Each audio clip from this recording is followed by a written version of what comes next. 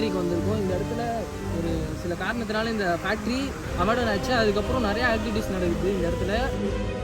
கொடைலாம் இருக்கு. கொடை அதான்டா சொல்கிறேன் நானும். கொடை பாருங்க, யாரோ வந்து இங்கே தங்குறாங்க போல். கொசு வலைலாம் போட்டுருக்காங்க. உங்களுக்கு தெரியும் எல்லாரும் மூஞ்சிலும் எப்படி வேறு ஊற்றுது பாருங்களேன். பேனிக் ஆகுது, எல்லாரும் பேனிக் தான். எல்லாம் பேனிக் தான். சரியான வேறு ஊற்றுது. 2 வாட்டி கடிச்சு கொளுத்துங்க அவங்க.